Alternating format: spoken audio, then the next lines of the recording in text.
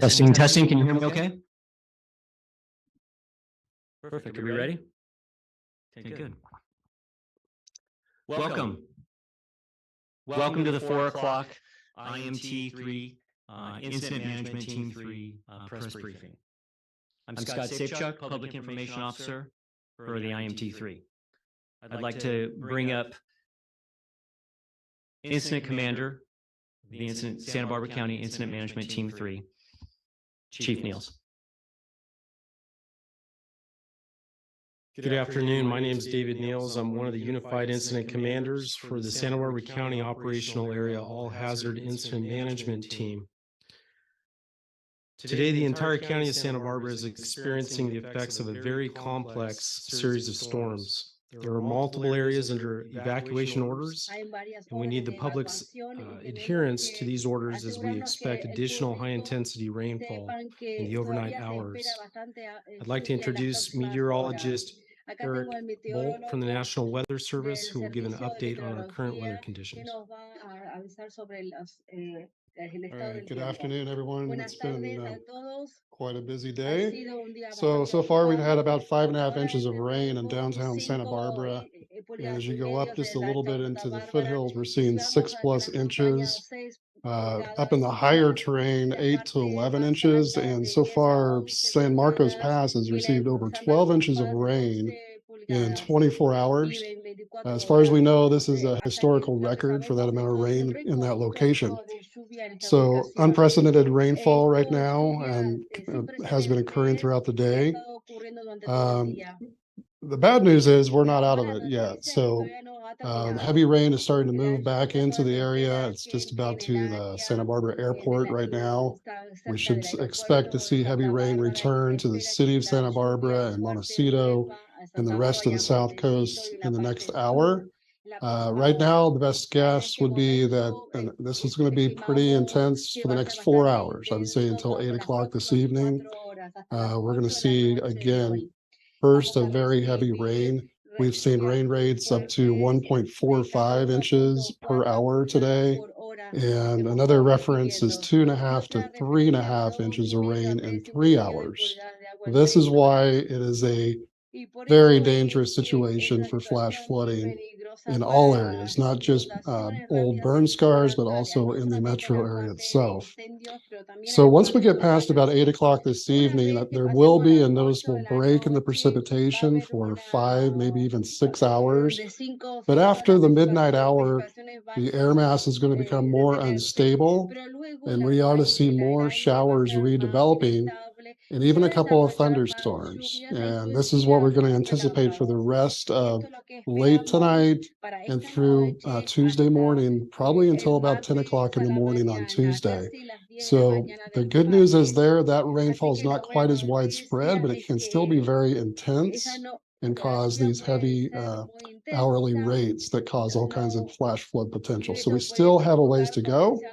Like I said, we have a break coming after about 8 o'clock tonight, but we need to be prepared for more rain late tonight and into tomorrow morning. That's all I have on the briefing. Thank you, Eric. Next up, I'd like to bring Chief Ederer. He's one of our operation chiefs for the Incident Management Team 3. Hello, good afternoon, everybody. I'm Travis Ederer. I'm one of the operations section chiefs here for the incident management team. I only have a couple key points. A lot of the stuff has already been out there, but the number one, the main key point is that all of the agency fire departments or area fire departments are open for business, and we're able to respond to all your high priority calls. There's no question about that. Most, if not all, the agencies have done some kind of upstaffing. Some of them called everybody back possible. So there's a lot of extra service people out there willing and able to respond to your emergencies. Along with that, due to all of our pre-planning, we're able to shift resources a lot across the county to respond to not only the high priority, but also the lower acuity calls related to the storm. As you're aware, all the evacuations in place with the Cave Fire, the Alisal and the Thomas were ordered earlier, and then we've added a lot of things in the South Coast as well, Montecito, part of Santa Barbara City, areas of Carpinteria. And I would expect, depending on the weather, there could be more. It's hard to say for sure. we've had over 200 calls for service related to the storm within the county. Most of those have been responded to and closed out. Some of those are still pending. Like I said, we're able to respond to those high priority calls. So some of these storm related calls kind of get pushed down a little bit, and we get to them as we can. We've also responded to 5 water rescues throughout the county, 2 of which were in Lompoc City, and another handful throughout the county, which one's still in progress. A couple of things to think about. If you're not in an evacuation area from the operations side, and you have no need to go out of your house, please stay home. The problem we're having is a lot of extra traffic on the roadway is not necessarily evacuating, but there's so many roadway issues in the South Coast and areas in the North County, that they're impeding our response to the calls. So if you don't need to be out of your house, please stay home until this event is over. So just in closing, over a couple hundred calls that we responded to successfully, a handful still in service, calls still happening, shifted a lot of resources all over the county to help different agencies as their call volume increases. And remember, our goal here is to stabilize this incident from the operations side, get everybody home as soon as possible. But to do that, we have to be able to get to all these calls, manage them, mitigate them, and then make sure it's safe for everybody to get back home. With all that being said, if you can help us in any way possible by staying home, do that, and we'll get out of your hair as soon as possible. Have a good day. Thank you, Chief Ederer. Next up, I'd like to introduce Santa Barbara County Sheriff Brown. Thank you, and good afternoon, everyone. I'm Bill Brown, the Sheriff of Santa Barbara County. As was said, we've had quite a day today, and we still have a lot more to go. This storm is still impacting the entire county, and it is especially impacting the South County. We're continuing to consult with both the Weather Service and the fire protection agencies across the county with respect to our evacuation orders and our shelter in place advisories. The rain has caused localized flooding throughout the county. We've had many impacts from that. And as a result of that, we have evacuation orders that are in place for the entire community of Montecito, numerous parts of Carpinteria, Summerlin area, and also the Alisal and the Painted Cave burn scars. The one asterisk continues with the Alisal area because Refugio Road is completely impassable now as a result of the runoff just being too deep to be able to cross safely on that road. We are asking everybody in that area to shelter in place and just remain where they are. But we're really kind of asking everybody in the county to shelter in place, as it were. If you, as just mentioned, if you don't have a need to be out and about, please do not go out driving today or even tomorrow up until at least midday. We are dealing with a tremendous number of road closures.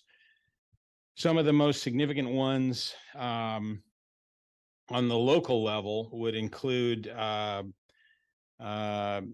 Road, Refugio Road, as I just mentioned, Stagecoach Road from Paradise to Highway 154, and the 2300 block of Sycamore Canyon Road are all closed. There are other closures as well, but I'm going to give you an update on the situation with Highway 101 because that is the biggest impact. I'm speaking on behalf of Captain Mike Logie of the California Highway Patrol, who tried to get to this press conference, but he's been unable to because of the traffic situation. So in terms of what we're dealing with there, let me give you the update. The Highway Patrol is in the process of closing the northbound 101 at State Route 33 in Ventura in order to try to stop traffic coming into the county at this point. They have had several closures for the northbound lanes that have been closed due to flooding in the Carpinteria and Montecito areas. They are going to try to reopen 101 northbound at Cabrillo, which has been closed. But the idea is we want to try to open up northbound within the greater Santa Barbara area, so that people who are evacuating can come up into the area and go wherever they're going to be staying, whether that's at a shelter, whether that's at a friend's house, whether that's at a hotel. The problem is really exacerbated, especially to the north. Highway 154 is completely closed due to major rockfall that has occurred, and it is not going to be opened today. It is going to be a pretty arduous process. Likewise, the Highway 101 is closed at Mariposa because of a significant rockfall that has occurred at Gaviota. That rockfall, which basically was a rock net that has fallen out. I-beams have come out of the ground, and there's a significant amount of rock that's up there that is going to require a contractor to come in with heavy equipment to remove it. And I have been told that that will not occur today, that we're going to be looking at a closure of northbound 101 until tomorrow at some point. And we don't know at this point when that is going to be. But there are big boulders and rock blocking that and blocking 154. So southbound Highway 101 is still open. But I would caution anybody that comes south that you're not going to be able to go north, to go back if you are from the North County. So reassess whatever it is that your need is to come down there. Likewise, 192, Highway 192, several spots have had running water that is coming over the road right now, and the 144 at Barker Pass Road, the area of Sycamore Canyon around Westmont College, that area is also having major problems and closures as well. The 150 is closed due to a rock slide, and Highway 33 is closed at mile marker 12, also due to a rock slide as well. So it would appear that, again, unless there is some real need that someone has to be out and about, you should really be concentrating on staying home and staying informed if you are outside those evacuation areas. I've been in touch with Santa Barbara School Superintendent, and she has been in touch with the superintendents of all the schools in Santa Barbara County. We have made a recommendation that they close the schools tomorrow and not have our young people come in tomorrow, again, to limit the traffic of students and staff getting to and from schools. And it particularly is of concern because you have school staff who work in the north who live in the south and vice versa. And so that has been the recommendation. So you can check with your local school districts to see if school is going to be open tomorrow or not. I also forgot to mention when I mentioned the roads, there's a Highway 1 between Black and Solomon Road is also closed due to flooding as well. I want to just also, on behalf of Captain Logie, relay some safety concerns and issues that he asked to be addressed. Basically, please don't travel unless you have an absolute necessity to, and if you do, please watch your speed. We have a lot of people that are speeding in an unsafe manner for conditions. The water that's on the ground out there now doesn't mean that if you're in a 55 or a 65 zone, it's safe to drive 55 or 65. You need to drive safely for the conditions. So please be cognizant of that. Standing water. If there's standing water in the roadway and you are going at speed, you are going to hydroplane, and your vehicle is at risk of spinning out and going off the highway.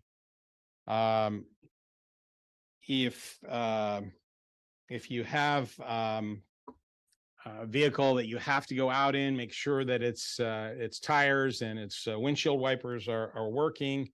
And also, there's going to be a lot of road crews out on the roads this evening doing road work and fixing. And so move over in your lane if you're passing a road crew, give them a break.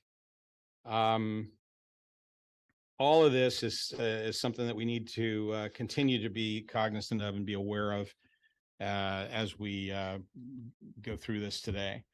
Again, just to recap, we're not out of the woods yet.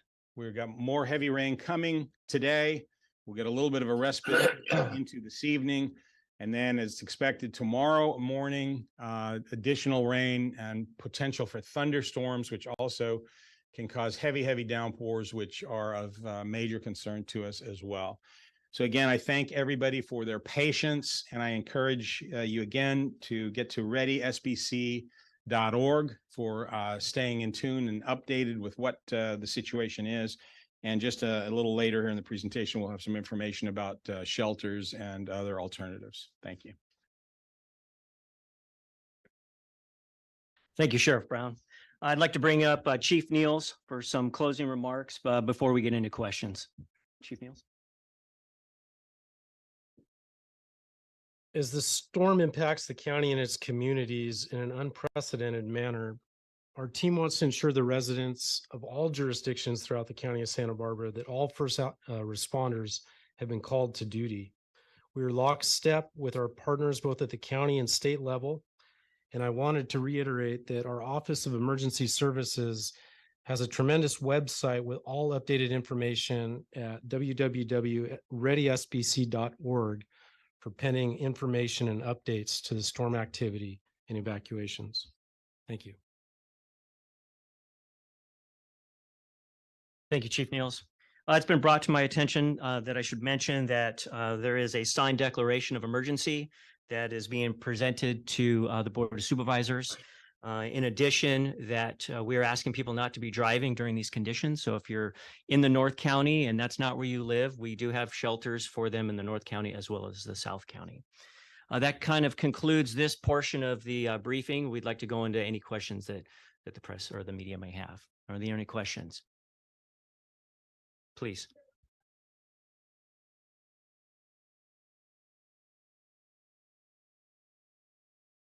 Sure. I'd like to bring up Kelly Hubbard from Office of Emergency Management.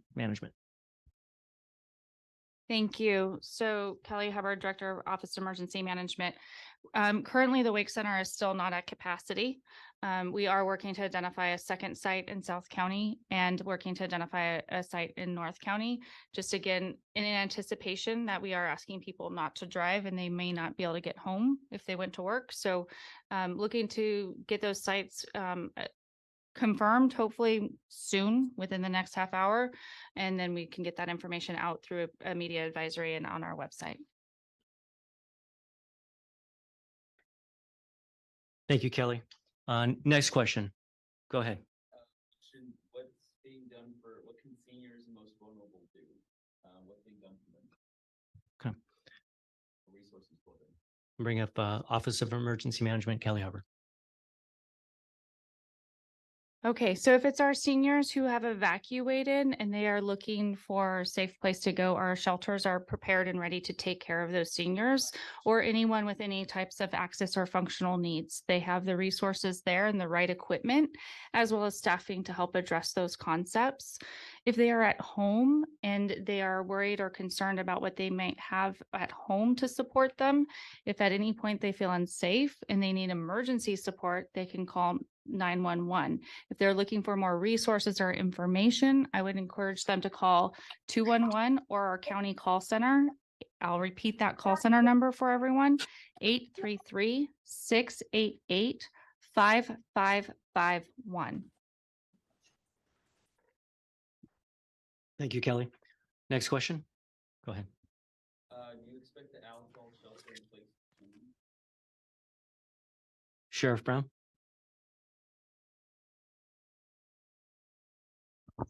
That'll change based on the condition of Refugio Road. So in other words, once that gets to the point where the road is accessible again, then we will switch.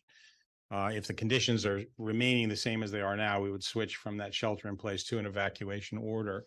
If it got to the point where conditions had lessened overall and it was safe to remain there, then we would advise accordingly. But at this point, it's still shelter in place for people that are in the Alice Salt burn area.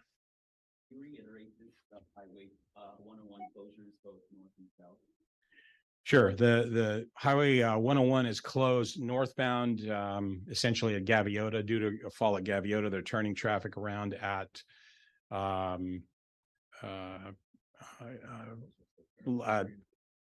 Mariposa Reina. Thank you. The southbound had been sort of sporadically closed in a couple of spots, and that is going to be a fluid situation based on flooding, whether or not a particular ramp is closed or not. I will add that there are also issues with southbound travel beyond Santa Barbara's borders. The Ventura area, anybody that's done it recently knows there's a lot of construction that's underway there, and they're having some issues as well in La Conchita. So the reality is it's potentially down to 2, maybe 1 lane. And again, if you can avoid travel, any travel southbound or northbound, today is the day to avoid it. Thank you, Sheriff. Are there any other questions? Okay, great. This concludes the 4 o'clock briefing. Please stay tuned and follow your local media and your local government social media outlets there for more information. Thank you very much.